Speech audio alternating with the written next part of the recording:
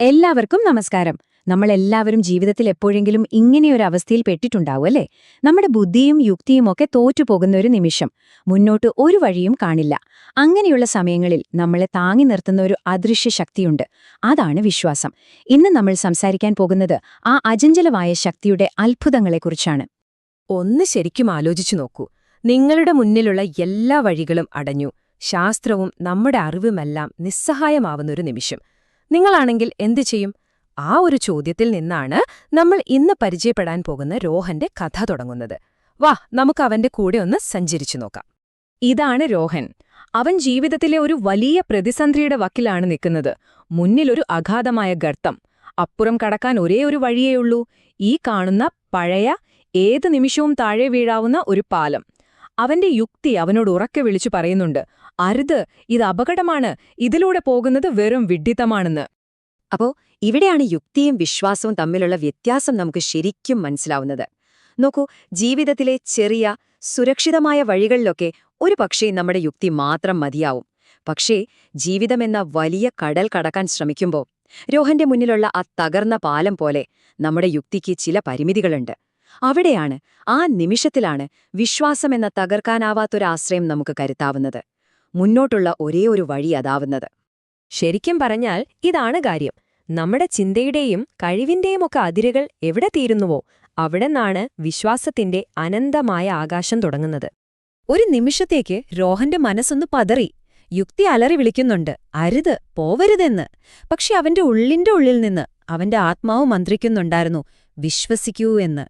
അങ്ങനെ അവന്റെ യുക്തിയെ ഒന്ന് മാറ്റിവെച്ച് ഹൃദയത്തിൽ നിന്ന് ആ പരവമായ ശക്തിയിൽ പൂർണ്ണമായി വിശ്വസിച്ച ആ ഒരൊറ്റ നിമിഷം ഒരത്ഭുതം സംഭവിച്ചു. ആ ഇരുണ്ട ഗർത്തത്തിനു മുകളിലൂടെ പെട്ടെന്ന് ഒരു പ്രകാശത്തിന്റെ പാലം തെളിഞ്ഞു വന്നു.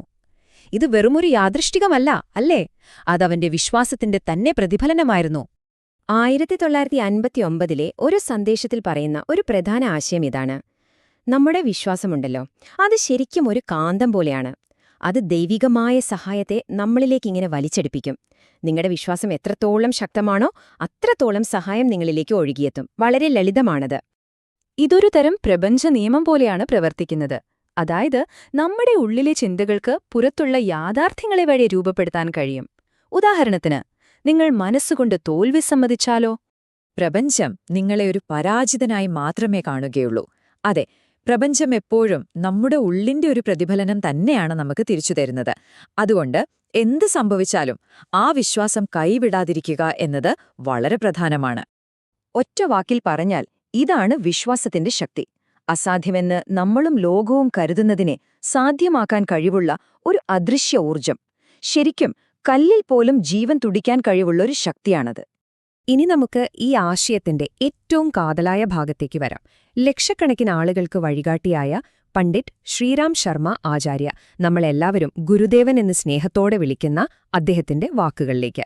1959 അദ്ദേഹം പങ്കുവച്ചൊരു സന്ദേശം ഇന്നും നമുക്ക് വലിയൊരു വഴികാട്ടിയാണ്. ഈ വാക്കുകൾ ഒന്ന് ശ്രദ്ധിച്ചു കേൾക്കണം. എന്തൊരു ഉറപ്പാണ് ഈ വാക്കുകൾ നൽകുന്നത്, അല്ലേ? നമ്മൾ ഒറ്റയ്ക്കല്ല എന്ന ഉറച്ച ബോധ്യത്തോടെ മുന്നോട്ടു പോകാനാണ് ഗുരുദേവൻ പറയുന്നത്. നമ്മുടെ ഉദ്ദേശ്യശുദ്ധിയും വിശ്വാസവുമാണ് ഏറ്റവും പ്രധാനം. കാരണം ആ പരമമായ ശക്തി എപ്പോഴും നമ്മുടെ കൂടെയുണ്ട്. പഴയൊരു സംസ്കൃത ശ്ലോകമുണ്ട്, ശ്രദ്ധാവാൻ ലഭത്തെ ജ്ഞാനമെന്ന്. അതിന്റെ അർത്ഥം ഇത്രയുള്ളൂ: വിശ്വാസമുള്ളവന് ജ്ഞാനം ലഭിക്കുന്നു. അപ്പോ യഥാർത്ഥ അറിവിലേക്കുള്ള വാതില് തുറക്കുന്നത് നമ്മുടെ യുക്തിയല്ല, മറിച്ച് വിശ്വാസമാണ്. ഇനി നമുക്ക് രോഹന്റെ അടുത്തേക്ക് തിരിച്ചുവരാം. അവനെ നോക്കൂ. ആ പ്രകാശത്തിന്റെ പാലത്തിലൂടെ എന്ത് ആത്മവിശ്വാസത്തോടെയാണവൻ നടക്കുന്നത്! അവന്റെ മുഖത്ത് ഭയത്തിന്റെ ഒരു കണിക പോലുമില്ല. കാരണം അവന്റെ വിശ്വാസം ഇപ്പോൾ സമർപ്പണമായി മാറിയിരിക്കുന്നു. ആ സമർപ്പണമാണ് അവന് നിർഭയത്വം നൽകുന്നത്. അപ്പോ നമുക്കെങ്ങനെ ഈ ഒരു നിർഭയമായ അവസ്ഥയിലേക്ക് എത്താൻ കഴിയും? അതിന് 3 വഴികളുണ്ട്.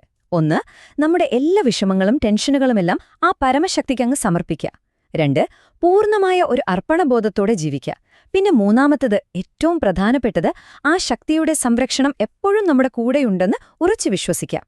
ഇതൊരു പ്രധാനപ്പെട്ട കാര്യമാണ്. എപ്പോഴും ഓർമ്മയിൽ വയ്ക്കുക. വിശ്വാസവും ഭയവും രണ്ടും കൂടി ഒരിടത്ത് ഒരുമിച്ചു നിൽക്കില്ല. നിങ്ങൾ വിശ്വാസത്തെ മുറുകെ പിടിക്കുമ്പോൾ ഭയം തനിയെ അവിടുന്ന് ഇറങ്ങിപ്പോയിക്കോളും. അപ്പോ ഇന്നത്തെ ഈ ചർച്ചയിൽ നിന്ന് നമുക്ക് ഓർത്തുവെക്കാൻ 4 പ്രധാനപ്പെട്ട കാര്യങ്ങളുണ്ട്. ഒന്നാമത്തേത് ആത്മവിശ്വാസം, അതായത് നിങ്ങളുടെ ഉള്ളിലെ ശക്തിയിൽ വിശ്വസിക്കുക. രണ്ടാമത്തേത് നിർഭയത്വം, വിശ്വാസം കൊണ്ട് ജീവിതത്തിലെ വലിയ വെല്ലുവിളികളെ പോലും ചെറുതാക്കാം. 3 ദൈവിക സഹായം, നിങ്ങളുടെ വിശ്വാസം എത്രയുണ്ടോ അത്രയും സഹായം നിങ്ങൾക്ക് ലഭിക്കും. അവസാനമായി സമർപ്പണം, നല്ല ആദർശങ്ങൾക്കായി ജീവിക്കുമ്പോൾ നമ്മളൊരു മികച്ച വ്യക്തിത്വമായി മാറും. നോക്കൂ, രോഹൻ അവന്റെ വിശ്വാസത്തിന്റെ പാലം കണ്ടെത്തിക്കഴിഞ്ഞു. അവൻ മറുകരയെത്തി. ഇനി ചോദ്യം നിങ്ങളോടാണ്. നിങ്ങളുടെ ജീവിതത്തിലെ പ്രതിസന്ധികൾക്ക് മുകളിലൂടെ, നിങ്ങളുടെ യുക്തിയുടെ അതിരുകൾക്കപ്പുറത്തേക്ക് വിശ്വാസത്തിന്റെ ആ പാലം നിങ്ങൾ എപ്പോഴാണ് നിർമ്മിക്കാൻ പോകുന്നത്? ഒന്ന് ചിന്തിച്ചു നോക്കൂ. വീണ്ടും കാണാം. നമസ്കാരം.